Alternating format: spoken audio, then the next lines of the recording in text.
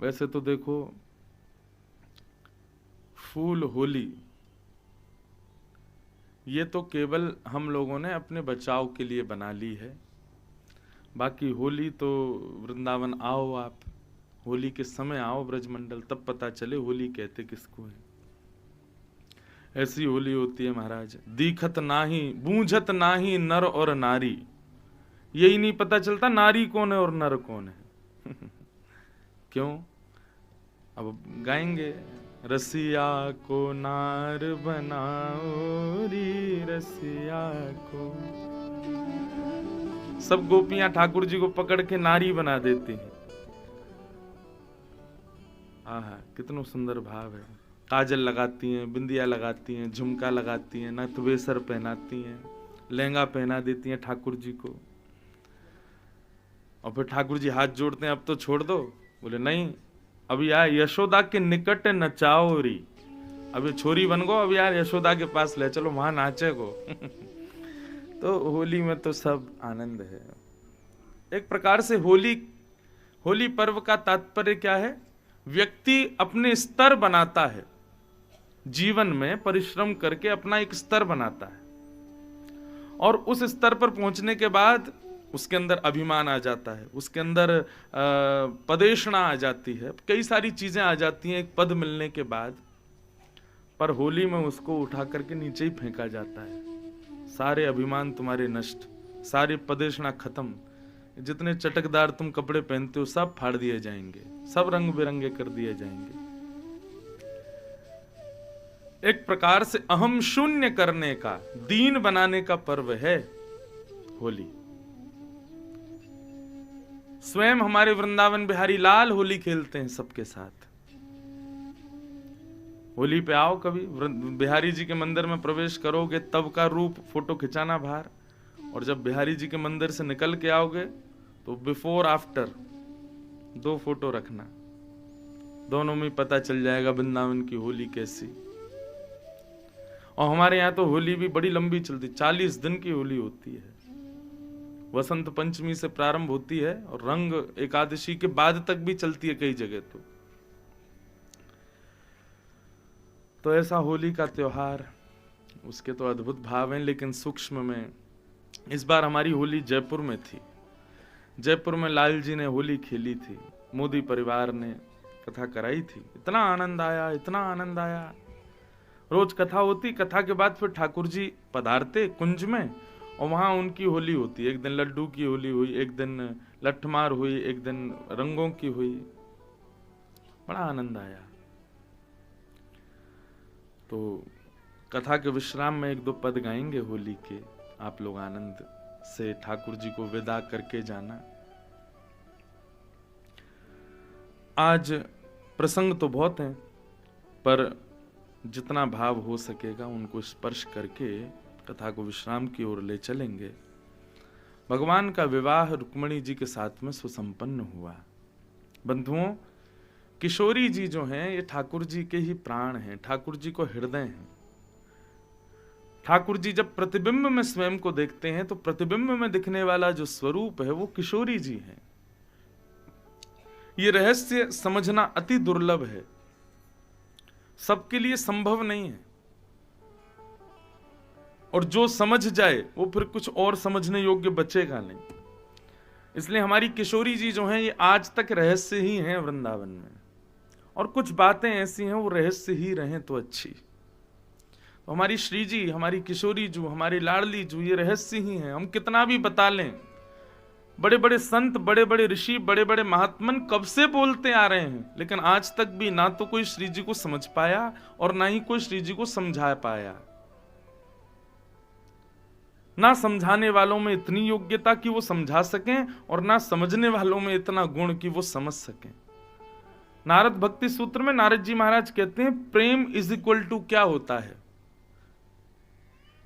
बोले जिसका वर्णन ना हो सके, और कोई वर्णन करने का प्रयास भी करे तो सामने वाला समझ ना सके। समझ में आई बात? मैं वर्णन कितना भी करूं लेकिन आपको समझ ना आवे, और मैं कितना भी प्रयास करूं लेकिन वर्णन ना कर सकूं, समझना, वही विषय प्रेम है। मैंने वर्णन कर दिया और आप समझ भी गए तो वो कुछ और ही होगा, प्रेम नहीं हो सकता। हमारी श्री जी को स्वरूप ऐसा ही है, मैं कितना भी वर्णन कर लूं आप नहीं समझ पाओगे, और मैं कहां तक प्रयास करूं वर्णन करने का, मैं कर भी नहीं पाऊंगा। समुद्र अथाह है, समुद्र की गहराई नापने के लिए साइंटिस्टों ने सब कर लिया, लेकिन आज तक समुद्र नहीं नाप पाए कितना गहरा है।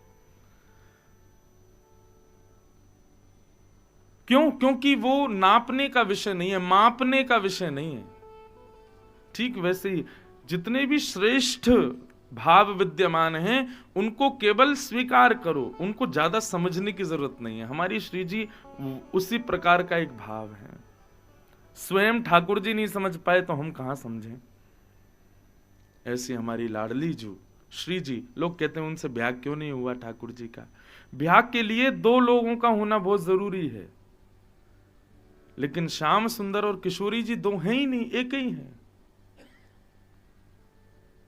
मैं कहा करता हूं कथाओं में, वृंदावन आओ तो ठाकुर जी का दर्शन करो, बिहारी जी, राधा वल्लभ जी, राधा रमण जी, राधा दामोदर जी, मदन मोहन जी, गोपीनाथ जी, सब में बाम अंग को किशोरी जी के भाव से ही देखो। ये जो बाम अंग है ठाकुर जी का, ये किशोरी जी हैं, और दाहिना अंग श्याम सुंदर है। बसो मोरे नैनन में यह जोड़ी। ये तरवंश महाप्रभु कहते हैं दो नेत्र क्यों बनाए ठाकुर जी ने, बोले बाम अंग में श्याम सुंदर विराजे और दाहिने नेत्रों में किशोरी जी विराजे। क्यों? ठाकुर जी का बाम अंग किशोरी जी हैं, तो बाम अंग को जब हम देखेंगे तो वो दाहिने अंग से दिखेगा। ये श्याम सुंदर है, तो श्याम सुंदर किशोरी जी का आस्वादन करें और किशोरी जी श्याम सुंदर का आस्वादन करें। इस प्रकार एक ही विग्रह को, एक ही ठाकुर जी के स्वरूप को दो भावों से विराजमान करो।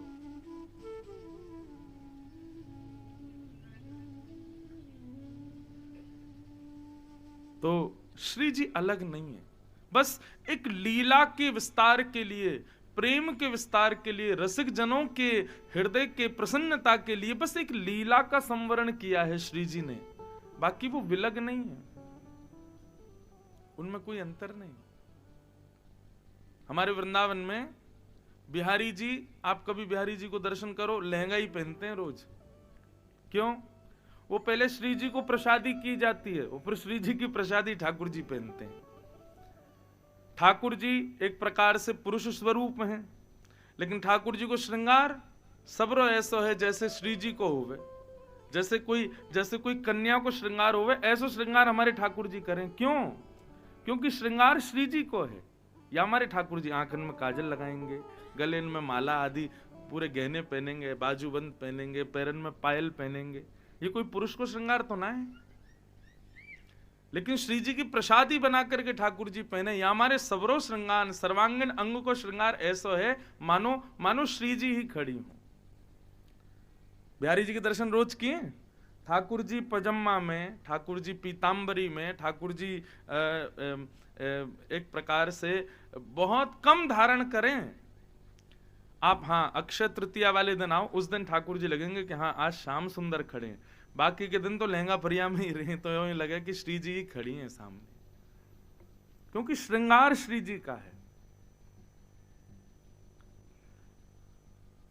अद्भुत रहस्य है वृंदावन।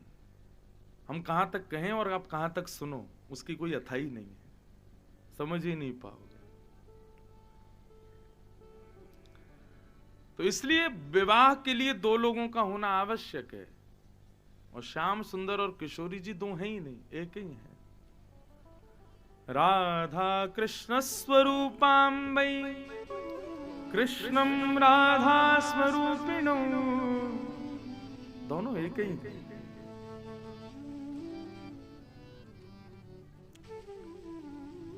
विलग की आवश्यकता है विवाह के लिए, इसलिए नारायण स्वरूप कृष्ण ने लक्ष्मी स्वरूपा रुक्मिणी जी से विवाह किया। और अगर गर्ग संहिता उठाओ और हमारे ब्रज के ही परिपाटी में रहो, ब्रज से इतर ना जाओ, तो फिर ठाकुर जी का विवाह श्री जी से ब्रज में हुआ है।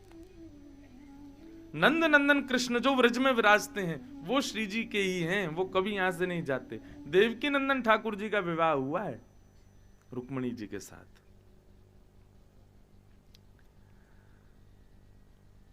तो भगवान का विवाह रुक्मणी जी के साथ हुआ और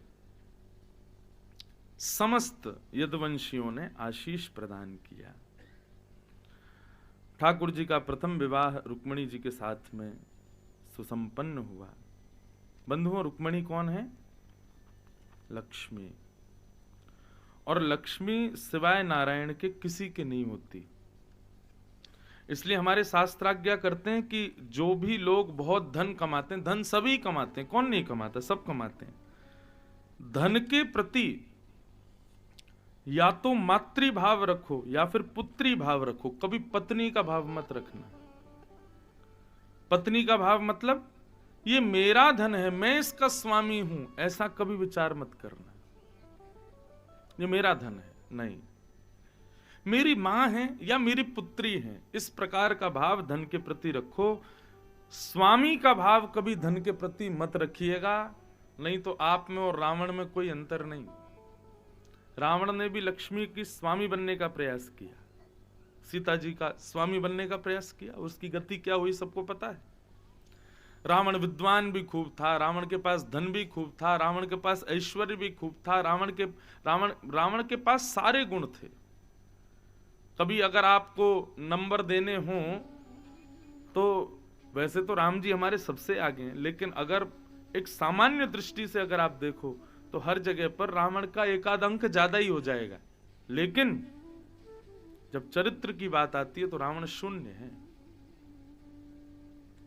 कुछ भी नहीं रावण के पास। और चरित्र क्यों बिगड़ा? क्योंकि लक्ष्मी का स्वामी बनने का प्रयास किया। इसलिए भैया ये धन जो हम कमाते हैं, इसके प्रति या तो मातृ भाव रखो, ये हमारी मां है, प्रणाम करो, और या फिर पुत्री भाव रखो। कभी उसके प्रति पत्नी का भाव, दासी का भाव मत रखना। आप उसके स्वामी नहीं बन सकते, पिता या पुत्र बन सकते, क्योंकि पति तो केवल नारायण है और कोई नहीं। तो भगवान का विवाह रुक्मणी जी के साथ हुआ। एक विवाह ठाकुर जी का सुसंपन्न हुआ। तभी बंधुओं, एक सत्राजित नाम के यादव थे, उनके पास एक मणि थी, उस मणि का नाम था स्यमंतक मणि। वो मणि हजारों किलो सोना रोज देती थी। भगवान ने मन में विचार किया,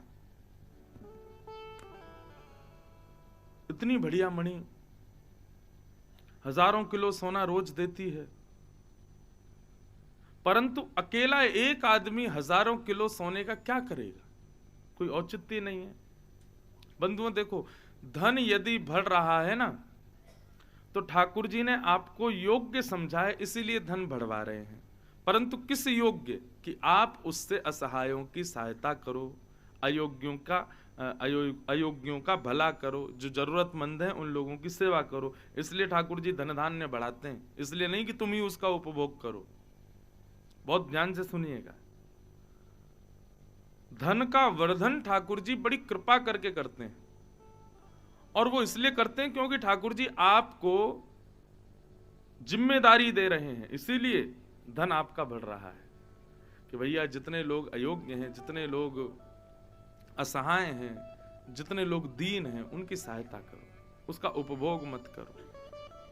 और आप उठा करके देख लीजिए इतिहास, जिन्होंने भी उपभोग किया उनकी गति क्या हुई। ठीक है, जितना जरूरत है उतना योग अपने लिए करके फिर उसको आगे वितरण करो जितना हो सके। श्रीमद् भागवत में एक गीत आता है, उसका नाम है भिक्षुक गीत। मैंने आज तक उसका एक ही बार प्रवचन किया है, भिक्षुक गीत का। कोविड में जब लॉकडाउन लगा था तब भागवत में 7 गीत हैं, उन पर प्रवचन हुआ था। उसमें सबसे अंतिम गीत भागवत का आता है भिक्षुक गीत, जो भगवान कृष्ण स्वयं सुनाते हैं उद्धव को। तो वहां भिक्षुक गीत में एक भाव आता है कि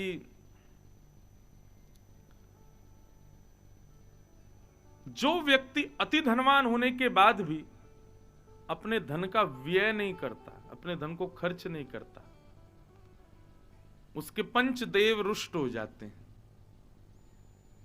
पंच प्रमुख देव जो हैं वो नाराज हो जाते हैं उससे। क्यों? क्योंकि भैया कहीं ना कहीं धन के प्रयोग से ही पंच देवों को अपने आहार, अपनी शक्ति, ऊर्जा, ये सब उनको प्राप्त होती है। और जब कोई व्यक्ति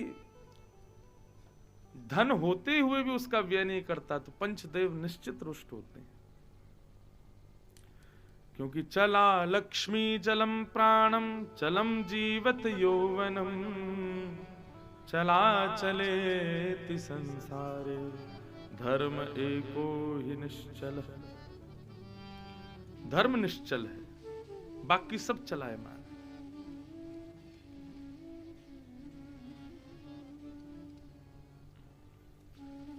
चार चीजें ऐसी हैं जिनको मानव कभी नहीं चाहता कि वो उससे दूर जावे। सबसे पहली लक्ष्मी। जितनी ज्यादा से ज्यादा आ जाए तब भी आदमी को ये रहता है कि ये बस मुझे छोड़ के नहीं जाए, ये मेरे पास ही रहे। चला लक्ष्मी। लक्ष्मी चलायमान होती, चली जाती है। आपके जेब में 2000 रुपए हैं और आप वृंदावन से गुना चले जाओ, सोचो ये रास्ते में खर्चे ही ना हो ही नहीं सकता। ठाकुर जी ऐसा कोई ना कोई योजना बनाएंगे कि उसको खर्च होना पड़ेगा। तो चला लक्ष्मी, लक्ष्मी चलायमान। लेकिन मानव नहीं चाहता कि वो जाए, लेकिन फिर भी जाती है। क्यों? लक्ष्मी चलायमान, उसका स्वभाव है चलना। चला लक्ष्मी। चलम प्राणम। व्यक्ति कभी नहीं चाहता कि उसके प्राण जाएं, पर चाहे सुरंग में जाके बैठ जाओ, चाहे कितना भी आप मेडिकेशन ले लो, मोटी पिष्टी चमनप्राश खा लो, सोना चांदी, क्या बोलते, सोना चांदी चमनप्राश आता था ना पहले। कितने लोग तो ऐसे हैं वो केवल पौष्टिक वस्तु ढूंढते रहते हैं कि ऐसा क्या मिले जो हमारे शरीर को लगे। कई लोगों को हम ठाकुर जी का 56 भोग प्रसाद दें तो महाराज जी इसमें तो मैदा है, इसमें ये है, इसमें वो है ना। हम तो वही लेते हैं जो पौष्टिक हो, शरीर को लगे, ऐसा आहार लेते हैं। बहुत बच जाओगे हैं, जैसे इससे तो मृत्यु होगी ही नहीं तुम्हारी। कितना भी प्रयास कर लीजिए आप, कितना भी योग आसन कर लीजिए, कितना भी प्राणायाम कर लीजिए, कितना भी हिमालय पर उल्टे लटक जाइए, मृत्यु तो होगी। माइकल जैक्सन एक डांसर था, उसकी इच्छा थी कितना लंबा जीऊं मैं, हाफ सेंचुरी ही लगा पाए बेचारे। जबकि 24 घंटे डॉक्टर उनकी देख रेख में रहते, काले थे तो गोरे बने, ना जाने कितना सब कुछ उन्होंने किया, पर नहीं बच पाए। गरुण पुराण देखो, गरुण, अब देखो यहां भी एक बात, गरुण पुराण को लोग सोचते हैं ये केवल तभी सुननी चाहिए जब कोई घर में पधार जाए। ये हमारी विचारधाराएं हैं। अरे ऐसी बात नहीं, पुराण तो सब जब चाहो तब पढ़ो, उनसे कुछ ना कुछ मिलेगा ही ज्ञान। उसमें एक कथा आती है कि एक तोता डाल पर बैठा था, यमराज जी उसको देख के हंस गए, तो तोता को बुखार चढ़ आया। क्यों? बोले यमराज जी हंस गए। पुलिस वाले किसी को देख के हंस जाएं तो वो बेचारा शोक मनाए कि खुशी मनाए? क्यों? ये कभी भी इनके मन में तो कुछ भी आ सकता है कि व्यंग में भी तो हंसते हैं कई बार, बेटा तू कितना ही कर ले, तेरे को पकड़ेंगे तो हम ही। तो यमराज जी जिसको देख के हंस जाएं उसको सुख मनाना चाहिए कि शोक? यमराज जी हंस गए तो महाराज बुखार आ गया उसको, चिंता के कारण बेचारा अपने बिस्तर पर पड़ गया। उसके मित्र गरुण जी एक दिन उससे मिलने गए तो देखा तो महाराज बीमार पड़ा था। गरुण जी बोले, मित्र क्या हुआ, तुम इतने रो क्यों रहे हो? बोले, अरे क्या बताऊं, कल का दिन मेरा बहुत बुरा था। बोले, क्यों, क्या हो गया? बोले, यमराज जी घूम रहे थे, मुझको देख के हंस गए। मुझे तो यही चिंता हो रही है वो क्या सोच के हंसे, कहीं मेरी मृत्यु तो नहीं होने वाली, मेरे छोटे छोटे बच्चे, मेरी पत्नी, कहां जाएंगे ये लोग? गरुण जी बोले, तू चिंता मत कर, तू गरुण का मित्र है, तेरी रक्षा का दायित्व तो मेरे पास है। मैं नारायण का वाहन हूं, मेरी पहुंच है यमराज जी तक, मैं उनसे जाके बोल दूंगा तुझे नहीं मारेंगे। और रही बात तेरी मृत्यु यहीं होनी होगी तो मैं तुझे ऐसी जगह ले जाऊंगा जहां यमराज पहुंच ही नहीं पाए। चल बैठ मेरी कमर पे। और गरुड़ जी अब तोता को लेकर के सीधे 7 समुद्र पार बीच एक टापू में ले गए, वहां गुफा में छोड़ आए। 7 समुद्र दूर समुद्र के बीच के एक टापू पर उस तोते को छोड़ दिया। गरुड़ जी बोले मैं भी जाता हूं यमलोक और बात करके आता हूं, तू प्रेम से ले भोजन पानी कर और सुन, चिंता नहीं करना, बिल्कुल मैं हूं ना। तोता खुश हो गया, बोली तुम्हारे जैसा मित्र सबको मिले, मैं प्रतीक्षा करूंगा, तुम यमराज जी से बोल आना मैं, मेरे बच्चे और मेरी पत्नी अभी अभी कुछ साल हमको नहीं मारे। बोले मैं बिल्कुल बोलाऊंगा, तू रुक जा, अभी जाता हूं। गरुड़ जी गए, यमराज जी ने स्वागत किया, आइए गरुड़ देवता कैसे पधारे। बोले समय नहीं है, मेरी बात सुनिए। बोले बताओ।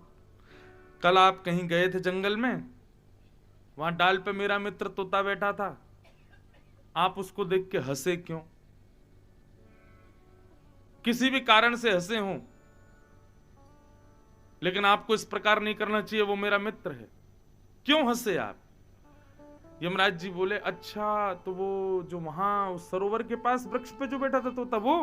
बोले जी। बोले मैं उसको देख के इसलिए हंस रहा था कि मैंने कहा बताओ ये यहां बैठा है, कितने प्रेम से बच्चे और पत्नी के साथ घूम रहा है, पर चंद घंटों बाद 7 समुद्र दूर एक समुद्र के बीच में टापू है, उसमें एक गुफा में एक बिल्ली के खाने से ये मरेगा। तो मैं ये सोच के हंस रहा था कि 7 समुद्र पार पहुंचेगा कैसे। गरुड़ जी सिर पकड़ के बैठे, बोले मैं ही छोड़ के आया उसको, मैं तो इसलिए छोड़ के आया था कि बच जाएगा, मुझे क्या पता थी कि वहीं उसकी मृत्यु है। तो चलम प्राणम, पहली बात लक्ष्मी चलायमान है, आप कितना भी प्रयास कर लो नहीं रुकेगी वो। दूसरी बात प्राण चलायमान है, आप कितना भी मोती पिष्टी च्यवनप्राश सोना चांदी खा लो, लेकिन आपके प्राण एक दिन निकल ही जाएंगे। क्यों? कितना भी कर लो नहीं रुक सकते। चलम जीवत यौवनम, तीसरी वस्तु जो हम कभी नहीं चाहते कि हमसे दूर जावे, हमारी युवावस्था। हम सदा चाहते हैं कि हम युवा बने रहें। कई लोगों को तो युवावस्था इतनी ज्यादा आसक्त हो जाती है कि वो हो तो जाते हैं 50-60 साल के, लेकिन फिर भी बन के ऐसे रहते हैं जैसे अभी 25 के ही हों।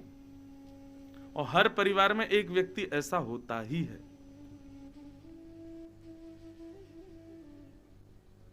वो सदा यही ऐसे वस्त्र पहनेगा, ऐसे बन के रहेगा, वो सबको लगे कि ये अभी इनकी उम्र कम ही होगी।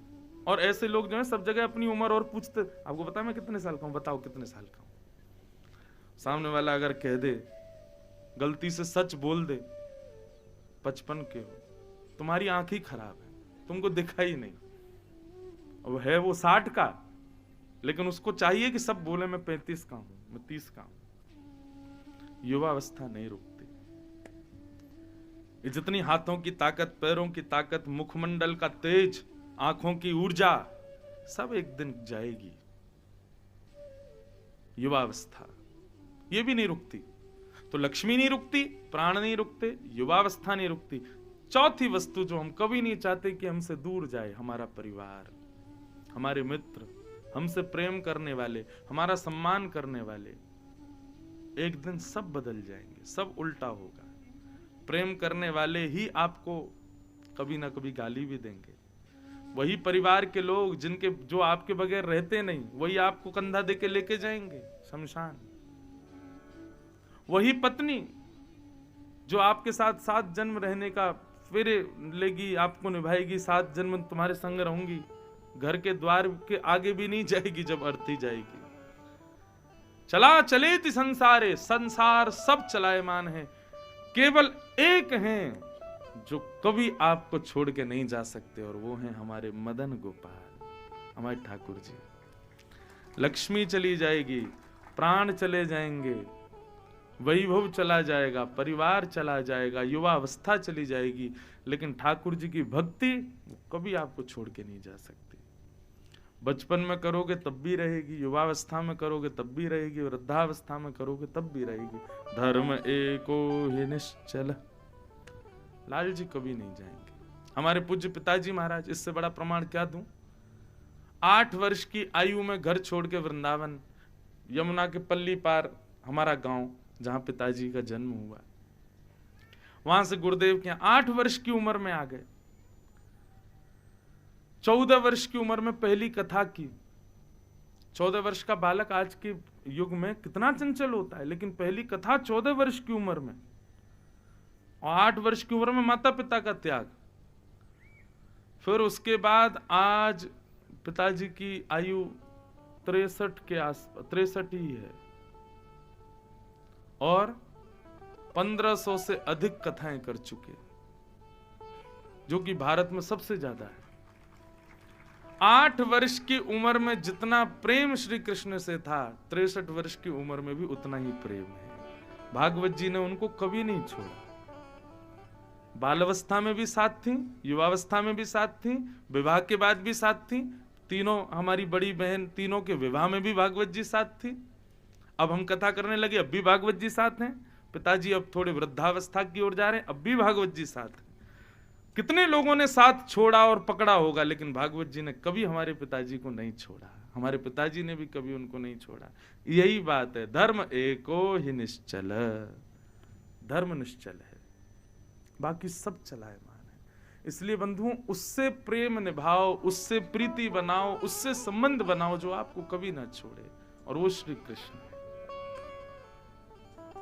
और मैं तो चलो एक ही जीवन की बात कर रहा हूं, लेकिन ठाकुर जी से एक व्यक्ति संबंध बनाता है, ठाकुर जी उसके पूरे परिवार से संबंध बना लेते हैं। हमारे पिताजी ने भागवत जी की शरण ग्रहण की, पुत्र भी उनके शरणागत हो गया, हमारी माताजी भी शरणागत हो गई, बहनें भी शरणागत हो गई, हमारे जीजा जी भी शरणागत हो गए, जीजा जी के परिवार भी शरणागत हो गए, उनके मित्र भी शरणागत हो गए। मतलब ठाकुर जी से हम एक संबंध बनाए, ठाकुर जी हमारे पूरे परिवार से संबंध बना लेते। ऐसे निश्चल ठाकुर जी को अपना बनाओ। धर्म एको ही निश्चल, धर्म निश्चल है। तो सत्राजित यादव से भगवान ने कहा, भाई तुम अकेले व्यक्ति, इस मणि से हजारों किलो सोना मिलेगा, क्या करोगे उसका? सत्राजित बोला, आप क्या कहना चाहते हो? बोले, मैं ये कहना चाहता हूं, हजारों किलो सोना बहुत होता है, तुम इसका उपभोग भी नहीं कर पाओगे अपने एक जीवन में, और तुम्हारे पास जो मणि है ये रोज 1000 किलो सोना देती है। एक दिन से मिले हुए सोने पर भी तुम पूरा जीवन व्यतीत कर सकते हो। हर दिन 1000 किलो सोना मिले, इतना धन का क्या करोगे? हम तो ये कहना चाहते हैं कि इसको तुम परोपकार के लिए द्वारिका के कार्यालय में जमा करवाओ, और वहां से इसमें से जितना धन निकलेगा, जितना सोना निकलेगा, उससे लोगों के कर माफ किए जाएंगे, बच्चों को विद्या दी जाएगी, असहायों को सहायता की जाएगी। और रही बात, तुमको जितना चाहिए हमको लिखवा दो कि मुझे 100 किलो 500 किलो इतना किलो सोना रोज चाहिए, उतना तुमको देंगे, बचे हुए से द्वारिका का कल्याण होगा। भगवान की बात बिल्कुल ठीक थी, लेकिन सत्राजित ने नहीं मानी। सत्राजित बोला, मैं ये मणि नहीं दे सकता, ये मेरी है। भगवान बोले, बस अभिमान कभी करो मत, स्वाभिमान कभी छोड़ो मत। एक बार बोलो बस, नहीं माने सामने वाला तो फिर जिद मत करो। परंतु बंधुओं, एक बार बोलना भी ठाकुर जी का भारी पड़ गया ठाकुर जी पे। क्यों? वो जिसकी मणि थी सत्राजित, उसका छोटा भाई उस मणि को पहन के एक दिन गया वन की ओर, सबको दिखाता हुआ, देखो मेरे पास मणि। जैसे ही वन में गया तो एक शेर ने उसको मार दिया, और मणि लेके शेर चला गया। शेर को एक भालू ने मार दिया, और मणि लेके भालू चला गया, और इल्जाम आ गया भगवान के ऊपर। सत्राजित ने कहा कि मेरा भाई 4 दिन से लापता, मणि भी लापता, ये जरूर कृष्ण ने चुराया है। मेरे भाई को बंदी बना करके मणि कृष्ण ने रख ली है। बंधुओं, इसको क्या कहते हैं? कलंक। क्या कहते हैं? ठाकुर जी पर वे वजह लगा, इसमें कोई अपराध नहीं था भगवान का, लेकिन फिर भी उनको दोषी कर दिया गया। सोचो, ये तो परमात्मा की स्थिति, हम तो मानव हैं। बंधुओं, संसार में आपसे सब प्रेम ही करें, आपको सब अच्छा ही माने, आपकी सब भलाई ही करें, आपको सब प्रेज ही करें आपकी चीजों के लिए, ये जरूरी नहीं है। एक दिन आपका अपमान भी होगा, एक दिन आपको दोषी भी बताया जाएगा, एक दिन आपकी गलती नहीं होगी फिर भी आपके ऊपर शक किया जाएगा। क्यों? क्योंकि संसार का स्वभाव है। परंतु बंधुओं, हमको क्या करना है? जब हमें कोई प्रेम देता है तो हम बड़े प्रेम से स्वीकार करते हैं, लेकिन जब हमारा कोई अपमान कर दे, हमें कोई दोषी करार कर दे, तो हमसे स्वीकार नहीं होता। यही हम गलती करते, उसको भी स्वीकार करो। अमृत जो पिए वो देव है, पर विष जो पिए वो महादेव है। अमृत सम्मान है और विष अपमान है। सम्मान के ही आदि मत रहो सदैव, अपमान भी सहन करो। होता है, अब हम कथा करते हैं, जरूरी नहीं केवल सम्मान ही होता है, खूब अपमान भी खूब होता है। कई जगह कई लोगों को कई बातें समझ नहीं आती तो वो लोग दूषित बात भी बोलते हैं, गलत भी बोल देते हैं, बोले कि ये तो गलत बोल रहे हैं, या कुछ भी जो भी बात उनके मन में आती है। परंतु इससे हमारी स्थिति पर असर नहीं पड़ना चाहिए। आप सबको स्वीकार करो। सोचो, देवों के भी देव महादेव, उनके खुद के ससुर जी उनका अपमान कर देते हैं भरी सभा में, मौन चित्त शांत बैठे रहते हैं। शांताकारं भुजगशयनं पद्मनाभं सुरेशम विश्वाधारम, ऐसे हमारे नारायण। और हम लोग कैसे? कोई हमको बोल दे, महाराज जी कुछ भी कहो, आप ना बढ़िया, ठीक है कथा वथा बढ़िया करते हो, लेकिन आप ना बड़े क्रोधी लगते हो हमको। और जैसे हमको किसी ने कहा क्रोधी लगते हैं, सोई महाराज आग बबूला हो गए, आंखें लाल पड़ गई, बेकार आदमी क्रोधी बोलता है हमको। आप मंदिर से बाहर निकल के आए, किसी ने कहा खूब भगवान की पूजा वूजा तो करते हो आप, लेकिन भैया पता नहीं क्यों आपको देख के ऐसा लगता है आपके अंदर काम बहुत है। सोई ईंट पत्थर उठा के लेके मारने दौड़े, तूने बोल कैसे दिया मुझे ऐसा? हर चीज को आप जिस वृंदावन में बैठे हो ना, यहां के लिए तो वृंदावन शतक में कहते हैं, सम्मानम कलयाति घोर गरलम नीचप्पमानम शुधा। कलयुग में अति सम्मान विष के समान है और अपमान अमृत के समान है। शास्त्र आज्ञा करते हैं, बहुत प्रिय बात अपने लिए सुनना, इससे आपके पुण्य कम होते हैं। कोई आपकी प्रशंसा ही प्रशंसा करते रहे, आप तो बड़े अच्छे हो, आप तो बहुत, आपका स्वभाव बहुत बढ़िया, आपकी बुद्धि बहुत अच्छी है, आपके कार्य करने की गति बहुत अच्छी है। आज ज्यादा अपनी स्तुति सुनने में जिनकी रुचि होती है ना, एक प्रकार से अपना पुण्य खत्म कर रहे हैं। और जैसे ही कोई अपमान कर दे तो तुरंत आग बबूला हो जाते हैं। शास्त्र आज्ञा करते हैं कि प्रशंसा सुनने से पुण्य क्षीण होते हैं और अपनी अप्रशंसा सुनने से पाप क्षीण होते हैं। बताओ क्या क्षीण करना है? पुण्य नष्ट करने कि पाप? पाप नष्ट करने। तो आज जाओ, गुना लौट के जाओ तो अपने रिश्तेदार नातेदार मित्रों से कहना, भाई दो चार बुरी बात बोल मेरे लिए, मेरी कमियां बता मुझको।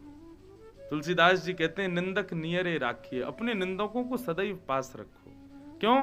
निंदक व्यक्ति चलती फिरती गंगा है, वो जितनी आपकी निंदा करेगा उतने आप पवित्र होते चले जाओगे, उतने आप ठीक होते चले जाओगे।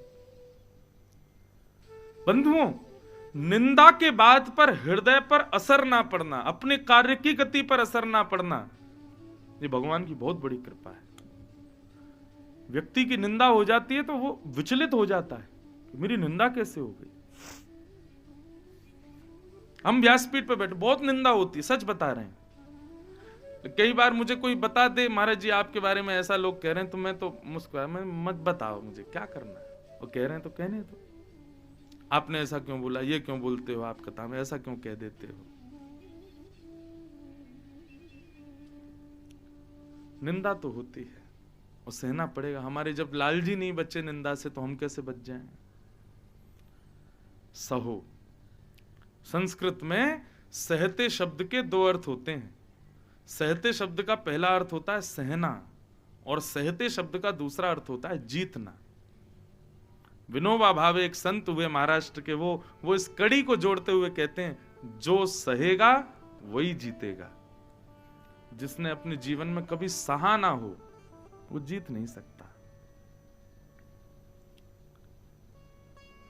संसार में ऐसे ऐसे लोग जिन्होंने जन्म से केवल सहा ही है, उन लोगों की आप कार्य करने की स्थिति देखो, उनकी विचारधारा देखो, सबसे अलग होती है। क्योंकि सहते सहते वो सीखते हैं। एक बार हमने अपने गुरुदेव से पूछा, महाराज कई लोगों के जीवन में इतना क्यों सहना पड़ता है? कई लोगों का जीवन है वो बड़ा सुख में बीत जाता है, ज्यादा वो सहते नहीं, लेकिन कई लोगों का जीवन वो इतना सहते हैं, इतना सहते हैं। अच्छा एक बात और बताऊं, ये बात मैं बोल रहा हूं ना तो सब लोगों को लग रहा है मुझसे ज्यादा कौन सह रहा होगा। सबको यही लगता है कि मैं सबसे ज्यादा सह रहा हूं संसार में, लेकिन ऐसा नहीं है। कभी दृष्टि घुमा के देखिए, आप कुछ भी नहीं सह रहे हो जितना बाकी के लोग सह रहे हैं। लेकिन बंधुओं, जिस व्यक्ति के जीवन में बहुत सुख आते हैं, जिस व्यक्ति के जीवन में बहुत अनुकूलताएं आती हैं, ठाकुर जी जबरदस्ती उसकी अनुकूलताएं भेजते हैं। बोले इसकी जितनी हो सके अनुकूलताएं इसको दे दो। क्यों? ताकि सबको भोग करके उसके बाद में इसके ऊपर जो है गरम गरम चिमटा मारे जाएंगे। पहले इसको जितना हो सके सुख ही भोगवा लो। जीवन में कोई विपरीत स्थिति आए ही ना, सब इससे करवाओ, बढ़िया बढ़िया, सब इसका बढ़िया, जो चाहे वो मिल जाए, जो सोचे वो मिल जाए, जैसा चाहे वो हो जाए। अगर ऐसी जीवन कोई जी रहा है ना, सावधान रहे वो, क्योंकि एक समय आएगा बहुत भयावह। लेकिन कोई व्यक्ति यदि बहुत सह रहा है तो वह भी इस बात को सावधानी से स्वीकार करे कि ठाकुर जी मेरी परीक्षाएं लेकर के सब मुझे, जैसे एक प्रकार से ये समझ लो, दो बालक विद्यालय में, एक बालक जो है वो क्या करता है, बहुत धन दे करके हर परीक्षा में पास हो जाता है, और एक बालक जो है वो बहुत परिश्रम करके आता है फिर परीक्षाएं देता है। बताओ श्रेष्ठ कौन? भले ही डिग्री उसको मिल जाएगी जो बहुत धन देकर के पास हो रहा है, परंतु कभी यदि वास्तविक परीक्षा हो गई सबके सन्मुख की तो उसमें वो बिल्कुल हार जाएगा। और जो परिश्रम कर करके जीत रहा है, परीक्षाएं दे रहा है, वो निश्चित जीतेगा। तो इसलिए भैया किसी के जीवन में बहुत सुख धन बार बार आ रहे हों तो वो सावधान रहे, हमेशा नहीं रहेगा ये। और ठाकुर जी पहले सुख भोगवा देते हैं ताकि अंत के लिए दुख छोड़ें। लेकिन कोई व्यक्ति पहले ही दुख भोग लेता है तो ये समझ लो उसका अंतिम जन्म है। अब ठाकुर जी उसको मुक्त करने वाले हैं बहुत जल्दी। इसमें एक कथा प्रामाणिक रूप से आती है। श्री जगन्नाथ भगवान के भक्त माधव दास जी, उनको एक बार बहुत गंभीर रोग हो गया, तो उनकी सेवा करने के लिए स्वयं जगन्नाथ जी आ गए। तो उन्होंने जगन्नाथ जी से कहा, आप सेवा करने आ गए, मेरा रोग ठीक क्यों नहीं करते हो? आप मेरे को पानी दे रहे हो, मेरे वस्त्र धो रहे हो, सब कर रहे हो, ये करना आपको मंजूर है, लेकिन मुझे ठीक करना आपको मंजूर नहीं। आप चाहो चुटकी बजाओ, मैं ठीक हो जाऊंगा, मुझे ठीक कर दो। तब भगवान ने इतना सुंदर वर्णन किया, बोले देखो माधवदास, ये तुम्हारे प्रारब्ध के कर्म जो तुम भोग रहे हो, इस जन्म के, पूर्व जन्म के, पिछले 100 जन्मों के। भीष्म पितामह जब बाणों की सैया पर बैठे थे ना, तब भगवान से पता क्या बोले? बोले ठाकुर जी, मुझे अपने पिछले 100 जन्मों की स्मृति है कि मैंने कोई पाप नहीं किया, और आज मैं इस बाण की सैया पर एक एक रोम में बाण मार दिया मेरे। मुझसे ज्यादा पापी दुर्योधन एक बाण में मर गया, मुझसे ज्यादा पापी ये सारे कौरव एक एक बाण में सब मर गए, परंतु भीष्म पितामह जिसने 100 जन्मों में अपने पाप नहीं किया, उसको बाणों की सैया पर लेटा दिया आपने, क्यों? भगवान बोले तुमको क्या लगता 100 ही जन्म होते हैं, 101 नहीं हो सकता? तब भगवान ने उनको पूर्व जन्म की कथा, 101 वे जाने पता नहीं कौन से जन्म की कथा सुनाते हुए बोले, तब तुम क्या करते थे? एक राजकुमार थे और वन में जाकर के छोटे छोटे जीवों को पकड़ करके उनको पिन चुभोते थे, ऐसे ऐसे चुभो चुभो करके उनको मारते थे। इस जन्म की तुमको स्मृति नहीं है, तब तुम ऐसा करते थे। वो ही लौट करके आया है जो तुम भोग रहे हो, कितने 100 जन्मों के बाद। तो भैया हमें नहीं पता हम अपने कौन से जन्म के कृत्य को इस जन्म में भोगने वाले हैं। यदि स्थिति विपरीत आवे, स्वीकार करो, उसको भोगो।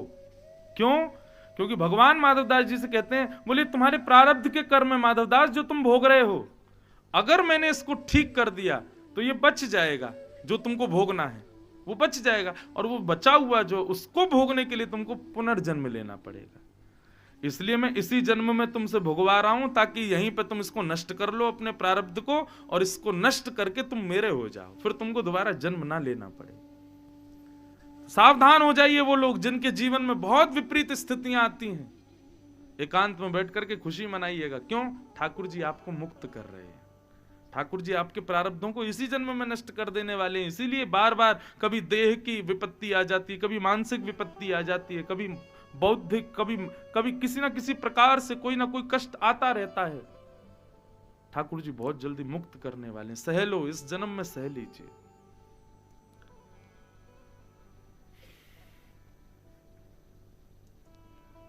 तो भगवान के ऊपर कलंक लग गया कि इन्होंने मणि चुराई है। भगवान बोले बताओ कैसी विडंबना, इन द्वारिका के लोगों को मैंने बसाया, द्वारिका नगरी मैंने बनाई, इन लोगों के सुख के लिए ही मैं मणि लेकर के आ रहा था, और ये लोग मुझ पे ही कलंक लगा रहे हैं। परंतु ठाकुर जी कुछ बोले नहीं, मौन रहे। और जैसे ही मणि ढूंढने के लिए गए तो सत्राजित का छोटा भाई मरा हुआ मिला। वहां भालू के पैरों के निशान, शेर के पैरों के निशान मिले। शेर मरा पड़ा मिला, वहां भालू के पैरों के निशान। जैसे ही ठाकुर जी गुफा के भीतर गए, वहां एक मणि रखी थी, उसको जैसे ही उठाया, एक भालू ने ठाकुर जी के ऊपर आक्रमण किया। भगवान ने उसके साथ में युद्ध किया। 18 दिन बाद वो भालू जब पसीना पसीना हो गया, तब चरणों में गिर गया। बोले भगवान भगवान मत मारिए मत मारिए, मैं पहचान गया आप कौन हैं। ठाकुर जी रुक गए, बोले आप नहीं पहचाने मैं कौन हूं? भगवान बोले कौन हो? बोले मैं जामवंत हूं महाराज। जैसे ही जामवंत नाम सुना, ठाकुर जी ने तुरंत उठा करके हृदय से लगाया। जामवंत जी चिरंजीवी हैं। सतयुग में जब भगवान वराह का अवतरण हुआ, तब भी इन्होंने परिक्रमा की। त्रेता में जब राम आए, तब भी ये उनके सहायक बने। द्वापर में जब कृष्ण प्रकट हुए, तब इन्होंने उनकी सेवा की। अपनी पुत्री का विवाह किया, जामवती।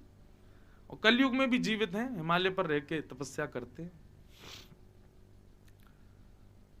भगवान ने जैसी बताया ये मणि हमको चाहिए, मणि की बात सुनते ही ठाकुर जी ने, जामवंत जी ने मणि दी, और मणि के साथ अपनी बेटी का हाथ भी दिया। प्रभु विवाह कीजिए, इसे स्वीकार कीजिए। बंधुओं, एक संत बता रहे थे कथा में, भागवत में ऐसा वर्णन नहीं है, पर एक संत कह रहे थे कि भगवान ने कहा कि एक कलंक हमारे ऊपर से हटेगा, दूसरा लग जाएगा। क्यों? क्या कलंक लगेगा? वो संसार के लोग यूं कहेंगे, बताओ इनको भालू के ही बच्चे मिले थे ब्याह करने को, इंसान खत्म हो गए थे जो भालू के बालक को स्वीकार कर रहे हैं। तब जामवंत जी बोले भगवान कुछ भी हो, लेकिन अब आप इसको स्वीकार करो, इसको पुत्री भाव से स्वीकार करो। और जामवंत की पुत्री के साथ भगवान ने दूसरा विवाह किया। पहला रुक्मणी, दूसरा जामवती। भगवान लौट करके आए, मणि को दिखा दिया। सब द्वारिका के लोगों ने भगवान से क्षमा मांगी। और तीसरा विवाह भगवान ने सत्राजित यादव की पुत्री सत्यभामा के साथ किया। जिनकी मणि थी, उन्हीं की पुत्री के साथ विवाह किया। चौथा विवाह भगवान का कालिंदी यमुना के साथ में हुआ। बोलो श्याम सुंदर श्री यमुने महारानी की। पिछले 7 दिनों में यमुना जी को किस किस ने प्रणाम किया? हाथ ऊपर करो। झूठ वाले नहीं, सच वाले करो। सबने किया। और जो रह गए हों, भले ही ट्रेन छूट जाए, लेकिन वृंदावन से जाने से पहले यमुना जी को प्रणाम जरूर कराना। बंधुओं, श्री यमुना महारानी भगवान की पटरानी है, और ठाकुर जी जैसी हैं बिल्कुल। अगर श्री यमुना जी कभी प्रकट हो जाएं और ठाकुर जी प्रकट हो जाएं, तो व्यक्ति विलग नहीं बता सकता कि इनमें ठाकुर जी कौन और यमुना जी कौन। दोनों ही श्याम वर्ण के हैं, दोनों के कटाक्ष नेत्र हैं। और ठाकुर जी के रस में, ठाकुर जी की लीला में अत्यंत रस का वर्धन करती हैं श्री यमुना जी।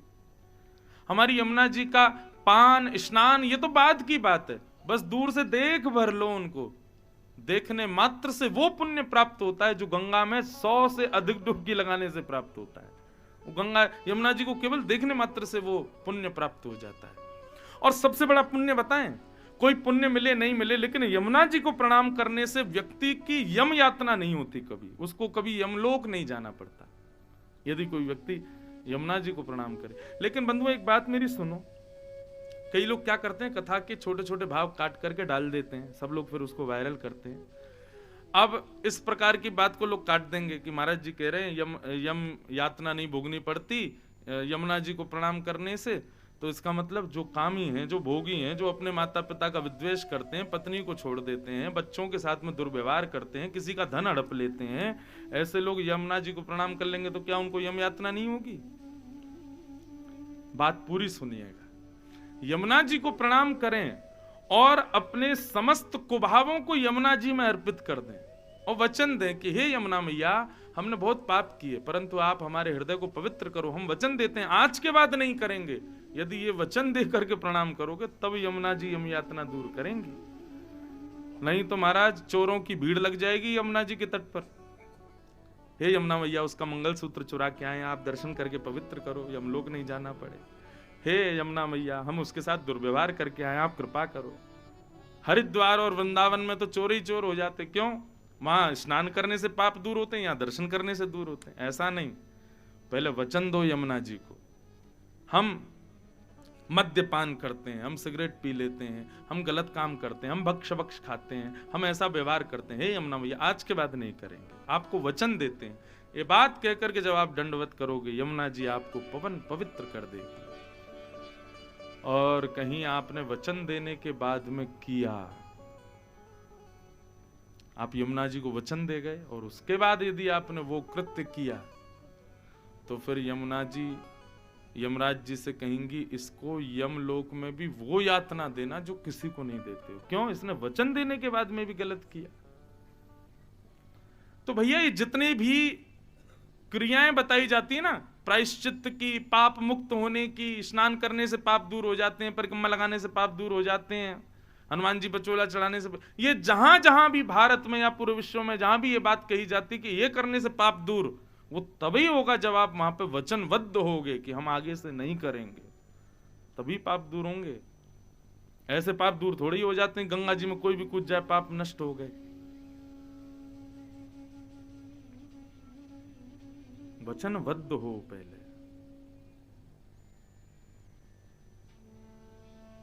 तो भगवान का चौथा विवाह श्री यमुना जी कालिंदी के साथ में हुआ। श्याम सुंदर श्री यमुने महारानी की जय। मन तो बहुत हो रहा हमारा गाने का, लेकिन आगे चलते हैं। अब गा ही लो, 2 मिनट गा लो। ओ मीठे रस से भरोड़ी महारानी लागे, महारानी लागे, मन प्यारो प्यारो यमुना जीरो पानी लागे। ओ मीठे रस से भरोड़ी महारानी लागे, महारानी लागे, मोहे प्यारो प्यारो यमुना जीरो। अब सुनो बात, एक व्यक्ति मुझे मिला, वो मुझसे पता क्या बोला, महाराज जी आप गलत भजन गाते हो। मैंने क्यों?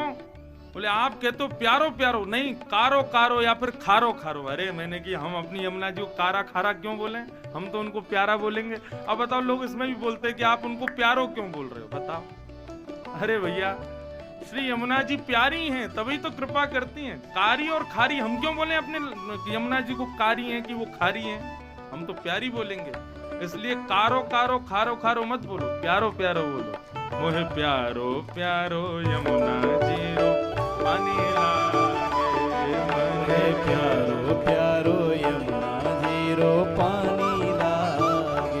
मीठे रस से भरोड़ी महारानी लागे, महारानी लागे, मने प्यारो प्यारो यमुना जीरो पानी लागे। ओ मीठे रस से भरोड़ी महारानी लागे रे, महारानी लागे,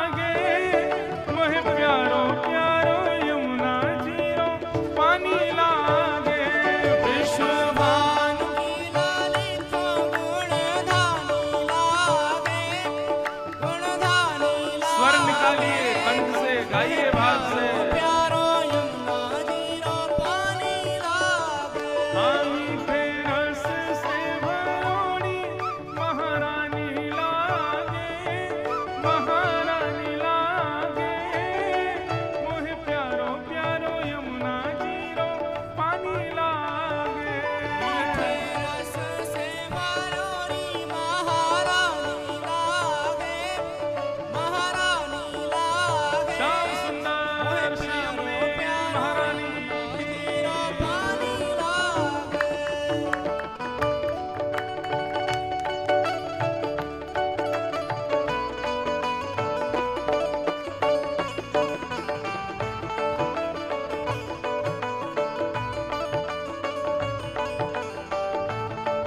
श्री वृंदावन बिहारी लाल की।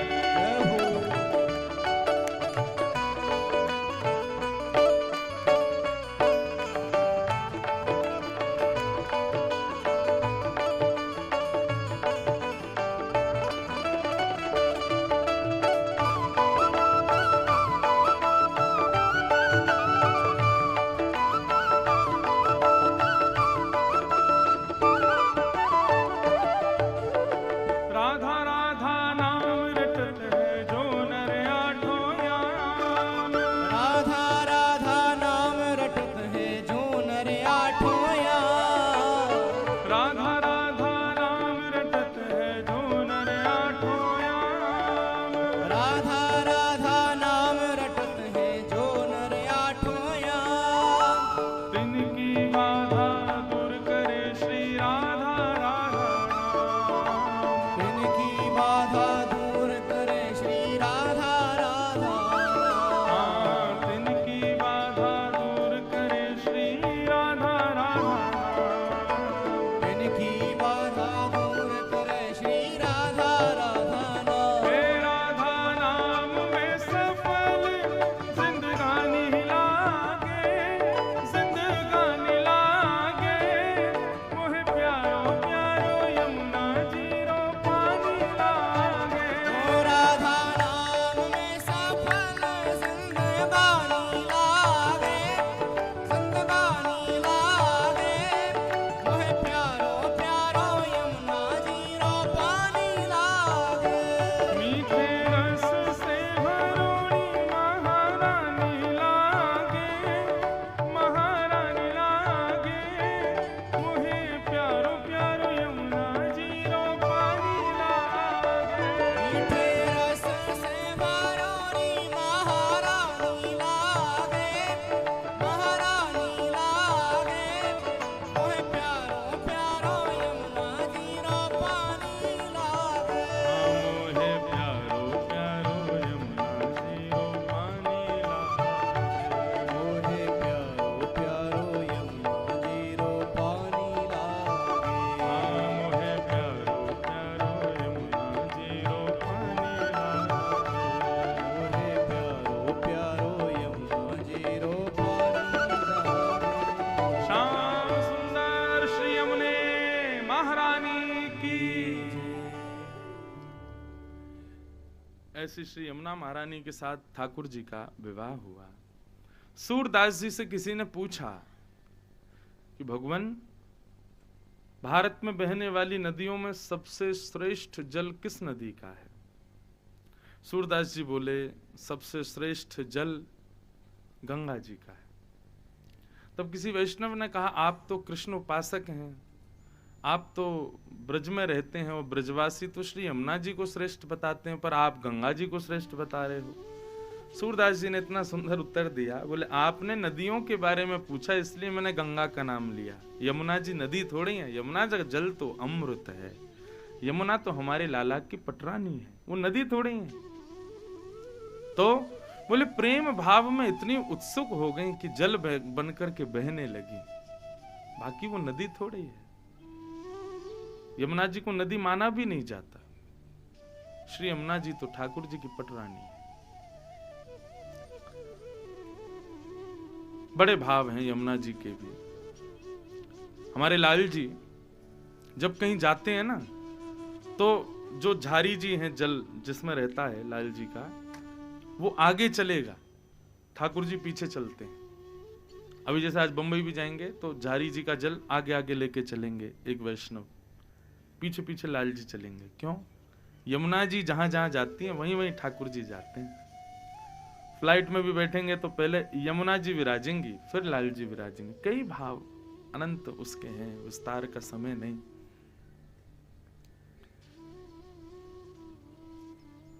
अब जैसे फ्लाइट में जा रहे हैं तो झारी जी जो ठाकुर जी की रहती हैं उसमें जल नहीं होता, देखने पर जल नहीं है, पर उसको पूर्ण भाव से ऐसे रखा जाएगा और प्रणाम करके, हे यमुना जी आप इसमें विराजमान हो जाओ। अब लेकर के यमुना जी जाएंगे तो छलकेगा, लेकिन यमुना जी का आवाहन कर लिया जाता है कि हे यमुना मैया आप पधारो। और जब जब हमारे लाल जी को प्यास लगे, जब जब हमारे लाल जी को कोई भाव आवे तो आप उनकी सेवा कीजिएगा। इस भाव से यमुना जी को लेके जाया जाता है।